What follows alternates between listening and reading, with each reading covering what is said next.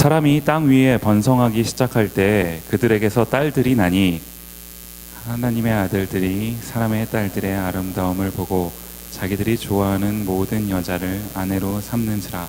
여호와께서 이르시되 나의 영이 영원히 사람과 함께하지 아니하리니 이는 그들이 육신이 됨이라. 그러나 그들의 날은 120년이 되리라 하시니라.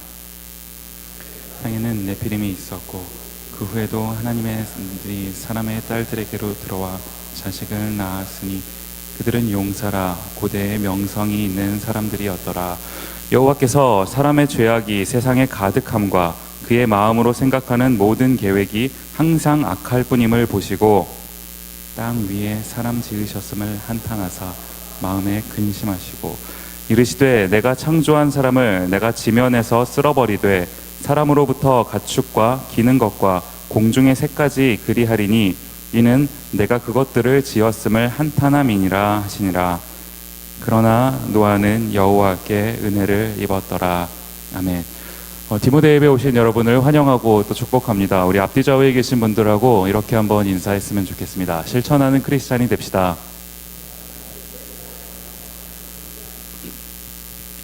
요즘 믿음텀 기간인가요? 전체적으로 앞에서 이렇게 뵈니까 이렇게 얼굴들이 이렇게 좀 다운되어 있는 것 같은데, 우리 한번 기지개를 좀 켜볼까요? 두 손을 좀 높이 드시고, 네, 좀 피곤해 하시는 것 같아서 좀 잠시 몸을 좀 움직인 다음에 말씀을 나누도록 하겠습니다. 네, 지금 저희는 그 사순절이라고 하는 기간을 지나고 있습니다.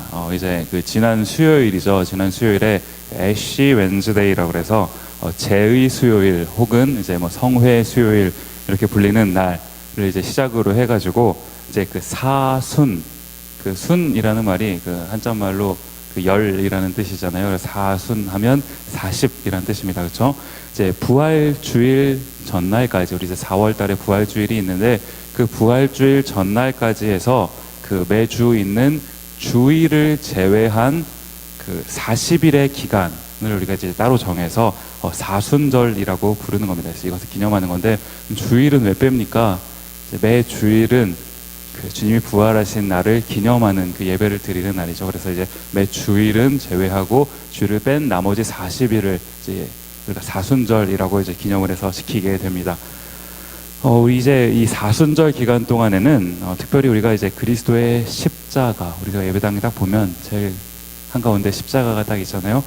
이 그리스도의 십자가를 기억하고 묵상하면서 이제 특별히 이 시간을 보내기를 합니다. 그렇기 때문에 이제 어떤 분들은 저 십자가를 이제 바라보시면서 기억하면서 특별히 이제 금식하고 밥을 굶으면서 그 시간을 그리스도의 십자가를 묵상하는 데 쓰겠습니다.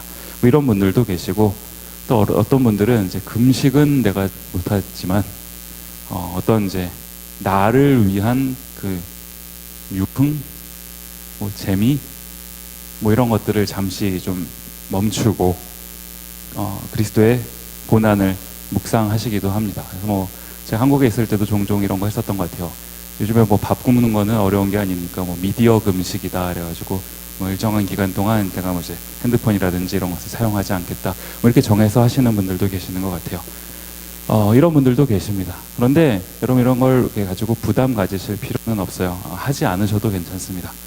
중요한 것은 내가 무엇을 하느냐에 있는 것이 아니라 이제 내가 내 마음속에 나를 위해서 이 땅에 오셔서 십자가에 달리신 그 그리스도의 십자가를 얼만큼 묵상하는가, 얼만큼 생각하는가, 중요한 건 거기에 달려 있습니다. 그렇기 때문에 이제 나의 경건, 여러분의 경건을 위해서 뭐 어떤 것을 하시는 분도 계시고 어떤 거를 하시지 않는 분도 계세요. 그런데 이제 그 사람의 그 모습들을 바라보는 것이 아니라 오직 예수 그리스도의 십자가, 그렇죠? 이것만 바라보실 수 있는 이 사순절 기간이 되었으면 좋겠습니다. 제가 이 사순절에 관해서 이제 내용들을 조금 찾아보다가 보니까 올해 그 공교롭게도 이 사순절이 지난 수요일 3월 1일 날 시작을 했어요. 그렇죠?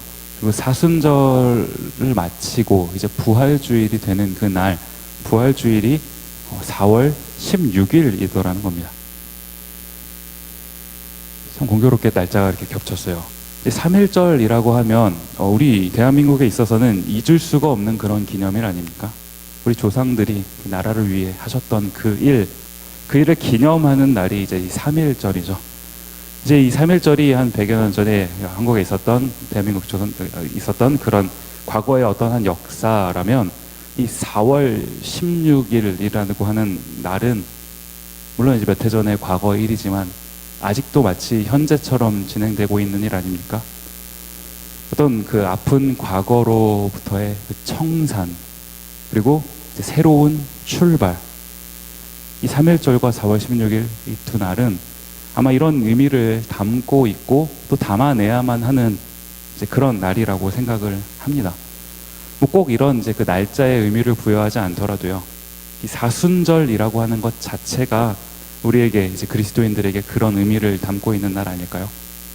우리가 살펴보고 있지 않습니까? 아담과 하와 선악과를 따먹은 그 사건 이후로 이제 죄가 쭉 흘러가는 그 역사들. 훗날에 예수 그리스도께서 오셔서 이제 십자가 사건으로 이것을 해결하시는 그 사건을 기념하는 이 날이 바로 이 사순절 기간입니다. 그래서 이 사순절 기간 동안은 우리가 365일 그래야 하지만 특별히 더 이 십자가를 기억했으면 좋겠어요. 여러분들이 지나다니시면서 그리스도의 십자가가 도대체 나에게 무슨 의미가 있는가? 그리스도의 십자가를 생각하는데 내 마음속에 아무런 반응이 나타나지 않는다면 내가 신앙인은 맞는가? 한번 고민해 보셨으면 좋겠습니다. 오늘 우리가 같이 살펴보고자 하는 이 노아의 이야기도 이제 이런 맥락과 무관하지 않더라는 겁니다. 자, 이제 이 노아 너무나 유명하죠. 그 방주, 홍수 이 사건으로 유명한 이 노아의 이야기가 처음 시작되는 이 창세기 6장 이때 이제 그 첫 부분의 상황을 성경은 이렇게 이야기를 하고 있습니다. 창세기 6장 1절과 2절 말씀 보시면 사람이 땅 위에 번성하기 시작할 때 그들에게서 딸들이 나니 하나님의 아들들이 사람의 딸들의 아름다움을 보고 자기들이 좋아하는 모든 여자를 아내로 삼는지라. 이 구절도 그 해석하기가 굉장히 그 난해한 한 구절 중에 하나입니다. 도대체 여기 등장하는 하나님의 아들들은 누구고 사람의 딸들은 누구냐? 뭐 이런 질문을 하게 되는 거 아닙니까? 자연스럽게. 그래서 이제 이 구절을 해석하는 그 학자분들마다 저마다 이제 이런저런 해석을 내놓으시게 됩니다. 근데 제가 이 구절을 이렇게 살펴보다가 한번 주목해서 보고 싶은 게 뭐냐 하니까 이 구절, 이 2절, 이 한 구절 자체만을 놓고 있는 것보다 지금 이 상황이 펼쳐지고 있는 가운데서 하나님께서 이것을 어떻게 평가하고 계시는가 한번 그것을 살펴보기를 원했던 거예요. 하나님 뭐라고 평가하십니까? 좀 내려가서 5절 말씀 보시면 여호와께서 사람의 죄악이 세상에 가득함과 그의 마음으로 생각하는 모든 계획이 항상 악할 뿐임을 보시고. 그죠? 이게 지금 무슨 말입니까? 지금 이런 상황이 아까 전에 1절, 2절 말씀 속에 펼쳐졌던 상황이 죄악이 가득하고 항상 악한 것만 생각하는 그런 상태라고 하나님이 평가하시는 거 아닙니까? 결코 이 장면이 긍정적이지가 않습니다. 이런 관점에서 봤을 때 하나님의 아들들이 사람의 딸들과 결혼을 했다라는 게 도대체 뭘 의미하는가 한번 살펴봐야 되는 거 아닙니까? 하나님의 아들들, 하나님을 하나님으로 믿는 믿음의 사람들을 말합니다. 그런가 하면 사람의 딸들, 지금 이게 무슨 딸이라고 그래서 갑자기 여자를 비하하고 이런 개념이 아니고요. 아까 전에 하나님의 아들들이라고 했을 때 그 개념과 정반대되는 개념을 말하는 거 아닙니까? 사람의 딸들이라고 했을 때 하나님을 믿는 신앙이 아닌 다른 것을 따르는 사람들을 말한다는 거예요. 결혼을 했다라는 게 뭐니까 단순히 정말로 그냥 결혼을 한 게 문제인가요? 그러면 신앙생활을 하는 우리는 불신자와는 절대 결혼을 하면 안 됩니까? 그렇지 않잖아요. 지금 이게 뭘 말하고 싶은 거냐 하면 하나님의 아들들이 사람의 딸들과 결혼을 했다라는 것은 이 사람들이 신앙을 가진 신앙의 사람들이 마음을 줘버렸다는 거죠. 하나님이 아닌 다른 것에 마음을 빼앗겼다는 겁니다. 더 이상 그 마음 속에 하나님이 1순위가 아니라 다른 것이 그 1순위의 자리를 잡고 있다는 거죠. 성경은 이것을 죄라고 얘기합니다. 이게 오늘 그 노아의 이야기가 시작되는 그 첫 부분에 나타나는 배경 말씀이라는 거예요. 이제 이로 인해서 우리가 잘 알고 있는 것처럼 어떤 일들이 발생을 합니까? 쭉 이어서 보시면 하나님께서 홍수로 이 땅을 심판하시겠다라는 계획을 가지시고 실제로 홍수를 일으키셔서 심판을 하십니다. 창세기 6장 7절 말씀 보시면 이렇게 기록을 해요.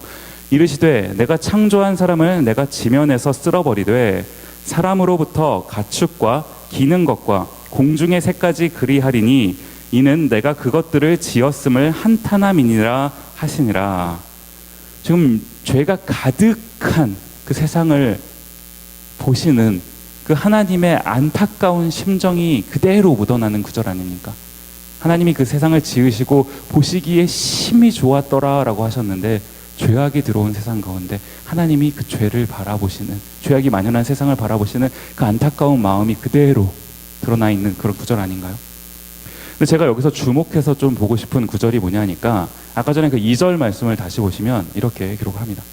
하나님의 아들들이 사람의 딸들의, 그다음 보시면 아름다움을 보고 자기들이 좋아하는 모든 여자를 아내로 삼는지라.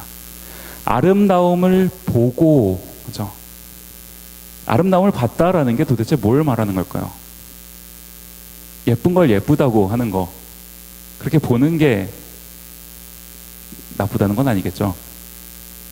여기서 아름다움을 보고 라고 하는 것은 하나님께서 아름답다 하시는 것을 바라보는 것이 아니라 자기가 보기에 좋은 것을 바라보는 것, 그렇게 보이는 것, 내가 보기에 좋아 보이는 그것에 나의 마음을 빼앗겼다. 그렇게 하고는 실제로 내가 그 마음대로 행동을 했다, 이 말 아닙니까? 선악과를 먹었을 때 장면도 똑같습니다. 보암직도 하고 먹음직도 하고. 아니, 지금 그 에덴 동산에 먹을 게 지천에 널렸어요. 타락하기 전 상태 아닙니까? 먹을 게 지천에 널려 있는데 왜 그 수많은 것들을 냅두고 선악과에 집중하냐는 겁니다. 죄의 속성이 이렇죠. 어쨌든 지금 이 노아 당시의 사람들의 상태가 이러니까 이제 하나님이 홍수로 이 사람들을 다 심판해 버리겠다, 이런 이제 계획을 세우신 거 아닙니까? 그렇게 하고는 실제로 홍수를 일으키십니다. 그렇다면 이제 심판이 다 끝났으면 그 심판 후에는 이제 좀 괜찮아져야죠. 한번 갈아엎었으면 그래도 이제 좀 괜찮은 상태가 유지되면서 가야 되는 거 아닙니까? 근데 제가 발견하게 되는 게 뭐냐 하니까 홍수가 이제 끝났습니다. 그런데 그 직후에 바로 있었던 일이 뭐냐는 거예요. 창세기 9장 20절부터 22절까지 말씀 보시면 노아가 농사를 시작하여 포도나무를 심었더니 포도주를 마시고 취하여 그 장막 안에서 벌거벗은지라. 가나안의 아버지 함이 그의 아버지의 하체를 보고 밖으로 나가서 그의 두 형제에게 알림해. 지금 이게 뭘 말하는 장면일까요? 노아가 벌거벗었다. 술을 먹고 이제 벌거벗었다. 어떤 이제 그 노아라고 하는 한 인간의 그 어떤 연약한 모습이 드러나는 그런 장면 아닙니까? 그런데 노아의 아들 중에 함이라고 하는 아들이 그 장면을 봤어요. 그 아버지의 하체를 보고, 그죠? 근데 성경은 이 장면이 문제가 있다고 지적을 하고 있습니다. 우리가 어떻게 그것을 알 수 있습니까? 바로 이어지는 23절 말씀 보시면 이렇게 기록을 합니다. 셈과 야벳이, 다른 두 아들을 말합니다. 셈과 야벳이 옷을 가져다가 자기들의 어깨에 메고 뒷걸음쳐 들어가서 그들의 아버지의 하체를 덮었으며 그들이 얼굴을 돌이키고 그들의 아버지의 하체를, 그 다음 보시면 보지 아니하였더라. 다른 두 아들이었던 셈과 야벳은 보지 않았습니다. 그런데 함은 봤어요. 단순히 눈으로 보고 안 보고의 차이는 아니었을 겁니다. 그렇다면 보는 게 도대체 뭐가 문제였을까요? 제가 설교를 이렇게 준비하고 있는데 이 구절을 묵상하다가 문득 떠오르는 성경 구절이 있었습니다. 그게 뭐냐니까 신약 요한 1서라는 성경인데요. 2장 15절부터 16절까지 말씀 보시면 이렇게 기록을 합니다. 이 세상이나 세상에 있는 것들을 사랑하지 말라. 누구든지 세상을 사랑하면 아버지의 사랑이 그 안에 있지 아니하니 이는 세상에 있는 모든 것이 그다음 보시면 육신의 정욕과 안목의 정욕과 이생의 자랑이니 다 아버지께로부터 온 것이 아니요 세상으로부터 온 것이라. 이런 관점에서 봤을 때 노아의 아들 중에 함의 잘못이 무엇입니까? 보는 그 일을 통해 함은 어떤 죄의 선택, 하나님께로부터 온 것이 아니라 세상으로부터 온 어떤 선택을 했다라는 것이고, 셈과 야벳은 반대로 그것을 미연에 방지하기 위해 애초에 보지 않았다는 거죠. 제가 이 장면을 이제 설교를 준비하면서 가만히 묵상을 하고 있는데 문득 이런 생각이 드는 거예요. 홍수 전과 홍수가 있고 홍수 후와 이 두 사건을 지금 우리가 같이 바라봤는데 뭐가 다릅니까? 어떤 유혹하는 뭔가가 있고, 그렇죠? 뭔가가 있고 그것을 받고 내 마음대로 죄를 짓고 살아가는 인간의 모습 여전히 똑같이 등장하고, 홍수로 하나님께서 한번 이 세상을 심판하셨으면 이제는 좀 제대로 된 인생이 펼쳐져야 되는데 뭐가 달라졌냐는 거예요. 홍수 전과 후가 뭐가 바뀌었냐는 겁니다. 똑같아요. 하나님 이러려고 홍수 심판하셨습니까? 그렇다면 우리가 이 노아의 홍수 심판 사건을 통해서 뭘 깨달아야 하는 걸까? 이 노아의 홍수 심판 사건이 우리한테 뭘 말해주고 싶은 걸까요? 저는 이제 이것을 좀 몇 가지로 살펴보기를 원하는데요. 첫 번째 같이 살펴볼 것은 노아의 홍수 심판 사건. 그 제목부터 말하고 있듯이 심판이 있다는 거 아닙니까? 그렇죠? 심판이 있다는 걸 말하고 있어요. 죄라고 불리우는 하나님 앞에서 우리가 뭔가 하나님께 잘못한 것이 있으면 그것에 대한 분명한 심판이 있다는 것을 이 노아의 홍수 사건은 우리에게 말해주고 있죠. 그러는가 하면 또 한 가지 제가 이것을 통해서 살펴보게 되는 게 뭐냐니까, 창세기로 6장으로 돌아가서 창세기 6장 8절 말씀 보시면, 그러나 노아는 여호와께 은혜를 입었더라. 내가 이 악한 세상을 심판하겠다. 그러나 8절 처음 그러나 노아는 여호와께 은혜를 입었더라. 그러나 은혜를. 하나님께서 이 악한 세상을 다 심판하실 것이지만 모두가 다가 아니라는 거예요. 구원의 길이 있다는 겁니다. 지금 이런 상황 가운데서 하나님께서 주목해서 보시는 한 사람, 노아라고 하는 인물이 있었다는 거예요. 노아, 하나님께 은혜를 입을 정도면 대단한 사람이었나 보다. 진짜 그렇습니까? 우리 아까 전에 살펴봤잖아요. 술 취해서 발가벗고 있는 한 인간의 모습. 제가 설교를 이렇게 준비하면서 이 장면을 이렇게 곰곰이 묵상을 해봤어요. 별걸 다 묵상하죠. 술 취해서 발가벗고 있는 모습이 뭘까? 근데 제 머릿속에 딱 떠오르는 생각이 뭐냐 하니까, 이게 딱 우리 모습 아닙니까? 부끄러워야 되죠. 술 취하고 발가벗고 있으면 부끄러워야 하는데 부끄러울 줄 모르고 사는 모습, 이게 딱 우리 모습 아닌가요? 노아가 이런 사람입니다. 뭐 대단해서 하나님이 그 사람을 주목하시고 그 사람을 사용하신 게 아니라는 거예요. 그래서 하나님께서 이 창세기 6장부터 시작되는 노아 스토리에서 이 노아를 언급하시면서 한마디 말씀을 덧붙이시는 거 아닙니까? 그게 뭐예요? 은혜를 입었더라. 노아가 뭘 잘해서 그런 게 아니라는 겁니다. 하나님이 노아를 홍수 심판이라고 하는 어떤 심판에서 구원해 주신 것은 뭐 잘난 게 있어서 그런 게 아니라 하나님의 은혜라는 거예요. 노아가 도대체 어떤 사람이었길래 하나님께서 이런 은혜를 노아에게 베풀어 주셨는가? 성경이 노아를 평가하는 구절이 한 구절 있습니다. 뭐라고 얘기하니까 창세기 6장 9절 말씀 보시면 이것이 노아의 족본이라. 그 다음 보십시오. 노아는 의인이요 당대의 완전한 자라. 그는 하나님과 동행하였으며. 중간에 나오는 의인 또 완전한 자. 우리가 노아를 알아요. 지금 방금 전에 살펴봤습니다. 노아 어떤 인간인지. 이 정도는 아니잖아요. 의인도 완전한 자도 아니죠. 그런데 성경이 뭘 한마디 덧붙입니까? 하나님과 동행하였으며. 하나님께서 한 사람을 바라보시는, 평가하시는 기준은 이거 하나라는 거예요. 우리가 지난주에 에녹의 삶을 통해서도 이 부분을 살펴본 거 아닙니까? 하나님과 동행. 하나님은 이것을 의롭다 하시고 완전하다라고 평가하신 겁니다. 노아가 한 게 뭔데요? 노아가 뭘 했어요? 하나님과 동행하면서 도대체 뭘 했습니까? 창세기 6장 22절 말씀 보시면 이렇게 기록을 합니다. 노아가 그와 같이 하여 하나님이 자기에게 명하신 대로, 그 다음 보시면 다 준행하였더라. 또 뭡니까? 창세기 7장 5절 말씀. 노아가 여호와께서 자기에게 명하신 대로, 그 다음 보시면 다 준행하였더라. 하나님께서 말씀하시면 그 말씀하시는 대로 다 했다.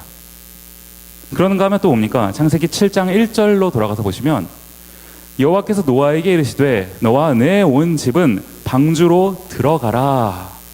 이러니까 이제 노아가 어떻게 합니까? 7절 말씀 내려가서 보시면 노아는 아들들과 아내와 며느리들과 함께 홍수를 피하여 방주에 들어갔고. 또 뭐예요? 16절 보시죠. 하나님이 그에게 명하신 대로 들어가매 여호와께서 그를 들여보내고, 그 다음 보시면 문을 닫으시니라. 하나님이 문을 닫으셨다. 이게 뭘 말하는 겁니까? 거기 있으라는 거죠. 방주 안에 있어라. 그랬더니 노아는 방주 안에 있습니다. 또 뭐예요? 창세기 8장 15절 16절 말씀 보시면 하나님이 노아에게 말씀하여 이르시되 너는 내 아내와 내 아들들과 내 며느리들과 함께 방주에서 나오고. 그랬더니 어떻게 합니까? 18절로 말씀 가서 보시면 노아가 그 아들들과 그의 아내와 그 며느리들과 함께 나왔고.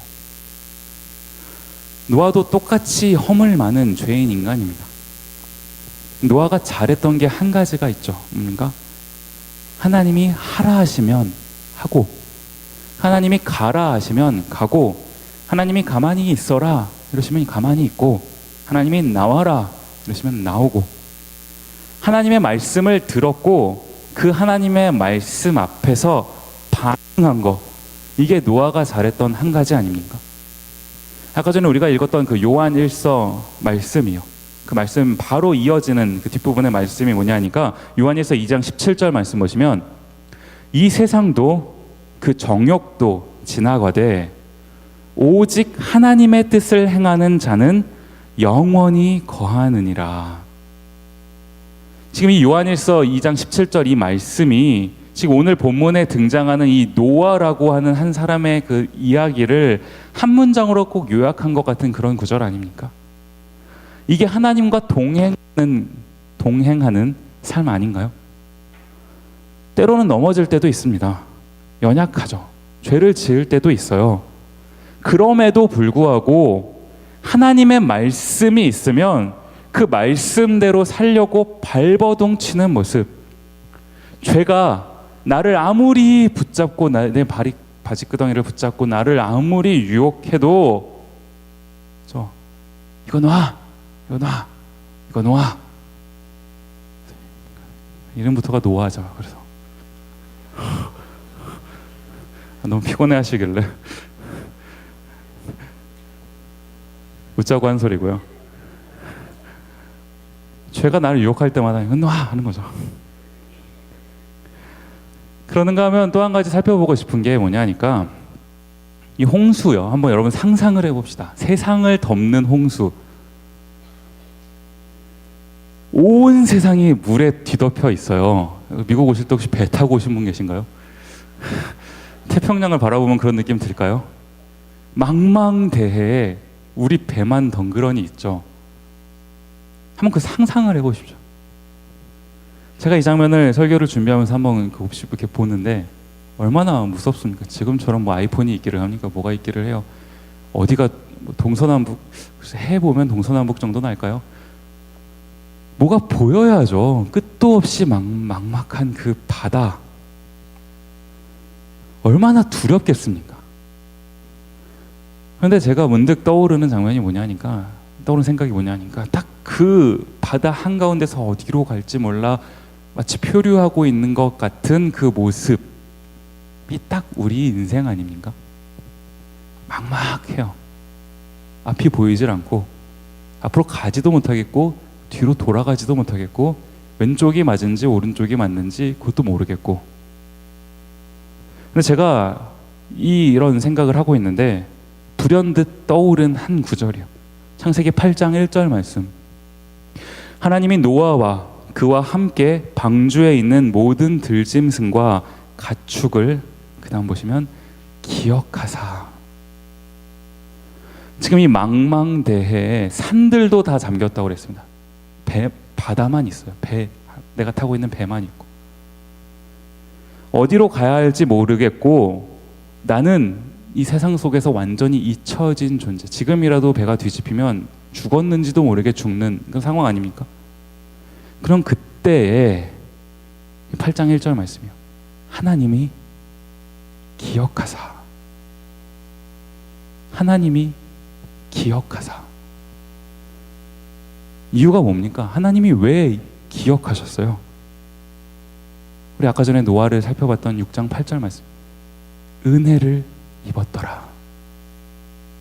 그러나 노아는 여호와께 은혜를 입었더라. 이 노아의 방주 사건은, 이것을 이제 좀 시간을 초월해서 신약 시대, 아니면 우리가 지금 살고 있는 시대로 옮겨오면 우리가 바라보고 있는 이 십자가 사건과 똑같습니다. 노아도 자격이 없었지만 하나님께서 은혜를 베푸셔서 방주라는 곳에 올라타서 구원을 받은 거 아닙니까? 우리도 마찬가지라는 거예요. 자격은 없지만 하나님의 은혜로 이 십자가만 믿으면, 이 십자가를 통해서만 구원을 받을 수 있게 된다는 겁니다.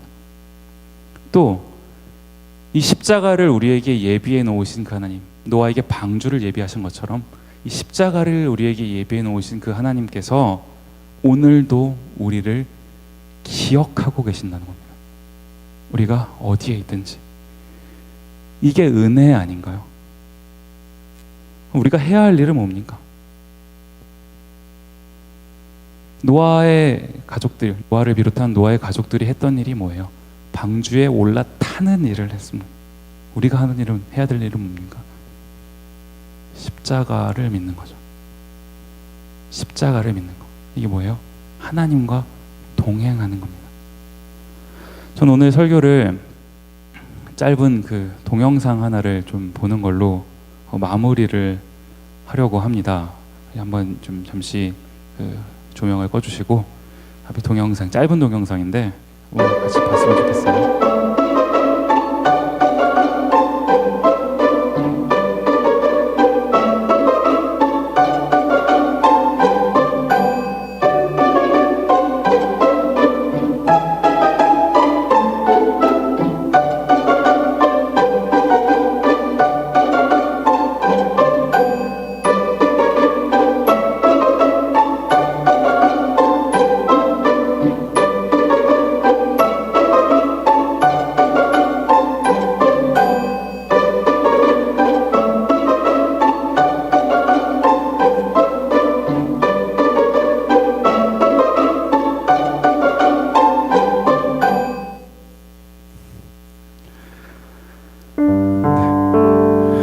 잘 보셨나요? 한두 주 전이에요. 그 페이스북에서 그 디모데 지체 중 한 명이 이 영상을 이렇게 봤나 봐요. 그리고서는 그 밑에 왜 제가 확인할 수 있게 제 이름을 이렇게 언급할 수 있는 그 기능이 있잖아요. 해놓고서는 딱 한 글자 써놨습니다. 김희안. 어쩜 제 마음을 그렇게, 제 첫째 아들이거든요. 제 마음을 그렇게 정확하게. 저희 아들도 맨날 저러거든요. 맨날 붙잡고 늘어지고. 그때 처음에 이 영상을 보면서 많이 웃었어요. 많이 웃고 있다가 먼저 설교를 준비를 하는데 문득 이 영상이 생각이 나는 거예요. 이렇게 영상을 이렇게 바라보고 있는데 문득 이런 생각이 드는 겁니다. 우리도 저런 판다처럼 우리도 하나님께 저렇게 매달려야 되는 거 아닐까? 저게 하나님과 동행하는 삶 아닐까? 저렇게 열심히 매달려야지. 나 정말 의지를 가지고 하나님께 매달리는 삶을 살아야지. 이런 생각 가지고 이 영상을 이렇게 몇 번 반복해서 바라보고 있는데 갑자기 불현듯 이런 생각이 드는 거예요. 처음엔 내가 판다인 줄 알았는데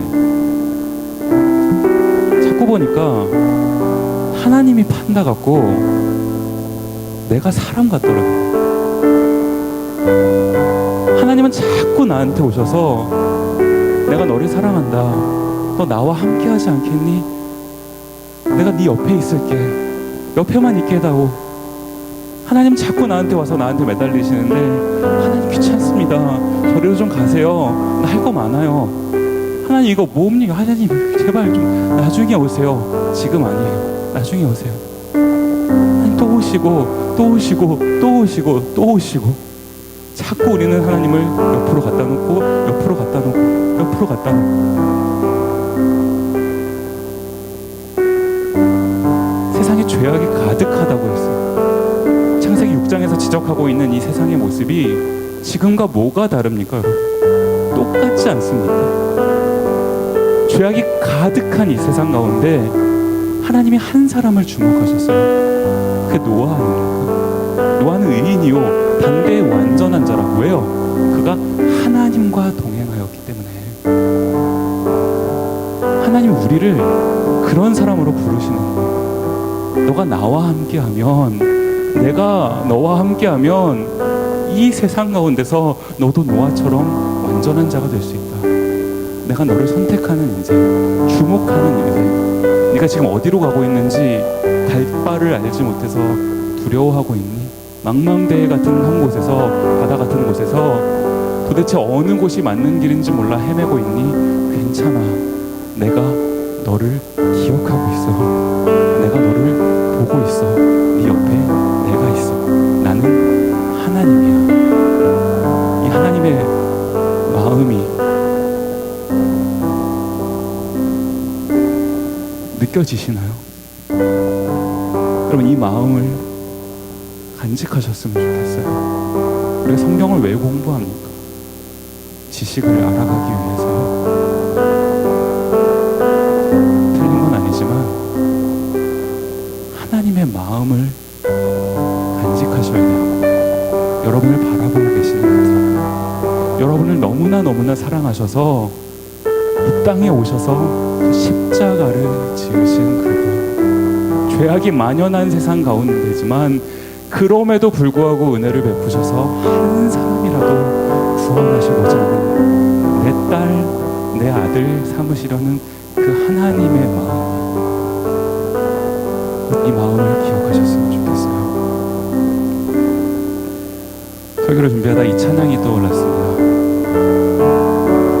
이 찬양을 같이 고백할 때 우리 마음의 고백, 하나님을 향한 하나님께 우리의 마음의 고백을 담아서 드리는 그 찬양이 되었으면 좋겠습니다.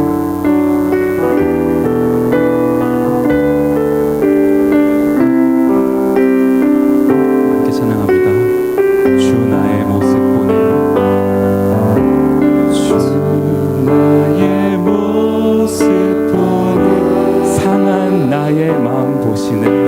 상한 나의 마음 보시네. 주 나의 눈물 안에, 주 나의 눈물 안에 홀로 울던 마음 아시네. 홀로 울던 마음 아시네. 주 사랑 내게 있네. 주 사랑 내게 있네. 그 사랑이 날 채우네. 그 사랑이 날 채우네. 주 은혜 내게 있네. 주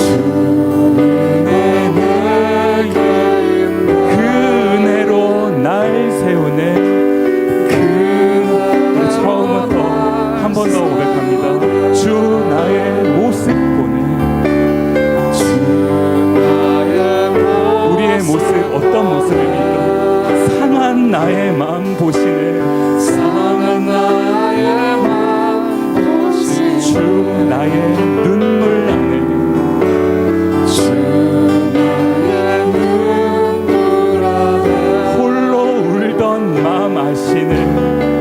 홀로 울던 맘 우리를 기억하시는 그 하나님의 사랑이요, 주 사랑 내게 있네. 주 사랑 내게 있네. 그 사랑이 날 채우네. 그 사랑이 날 채우네. 노아를 기억하셨던 그 은혜, 주 은혜 내게 있네. 그 은혜로 날 세우네. 그 은혜로 날 세우네. 세상 소망 다 사라져가도 세상 소망 다 주의 사랑은 끝이 없으니 주의 사랑은 끝이 없으니 살아가는 이 모든 순간이 살아가는 이 모든 주 은혜임을 나는 믿네. 처음부터 한 번만 더 찬양할까요? 주 나의 모습 보네. 주 나의 모습 보네. 상한 나의 맘 보시네. 상한 나의 하나님이 여러분의 그 흘리시는 눈물을 보고 계십니다. 주 나의 눈물 안에 나의 눈물 안에 홀로 울던 마음 아시네. 홀로 울던 맘 아시네. 주 사랑 내게 있네. 주 사랑 내게 있네. 그 사랑이 날 채우네. 그 사랑이 날 채우네. 주 은혜 내게 있네. 주 은혜 내게 있네. 그 은혜로 날 세우네. 그대로 날 세우네. 세상 소망 다 사라져가도 세상 소망 다 주의 사랑은 끝이 없으니 주의 사랑은 끝이 살아가는 이 모든 순간이 살아가는 여러분 정말 이렇게 고백하시기를 원하십니까? 주 은혜임을 나는 믿네. 우리 마음을 다해 세상 소망 다 사라져가도 세상 소망 다 주의 사랑은 끝이 없으니 주의 살아가는 이 모든 순간이 주 은혜임을 나는 믿네. 한 번 더 고백합시다. 세상 소망 다 사라져가도 주의 사랑은 끝이 없으니 살아가는 이 모든 순간이 주 은혜임을 나는 믿네. 나는 믿네. 지금 다 같이 눈을 감으시고요, 우리 하나님께 같이 잠시 기도하는 시간을 갖겠습니다. 세상 소망 다 사라져가도 우리가 살아가고 있는 이 세상이 마치 우리에게 이와 같은 현실 아닙니까? 창세기 6장 초반부에 지적하는 하나님의 아들들이 사람의 딸들의 아름다움을 보고 각자 자기 마음에 좋아하는 대로 살아가는 인생의 모습들, 그러하기 때문에 그 안에는 상처와 눈물이 있는 그 현실, 그게 오늘을 살아가고 있는 우리의 현실 아닙니까? 세상 소망 다 사라져가도 그 다음 뭐예요? 주의 사랑은 끝이 없으니. 하나님이 세상이 너무 악해서 세상을 심판하시려고 작정하셨음에도 불구하고 아까 창세기 6장 8절 뭐예요? 그러나 노아는 여호와께 은혜를 입었더라. 그러나 은혜를 우리가 살아가고 있는 세상이 똑같지만 그러나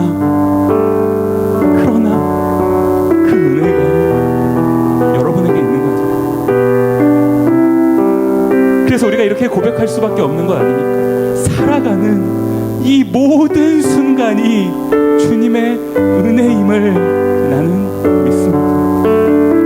주의 은혜. 지금 여러분의 그 하나님을 기억하시면서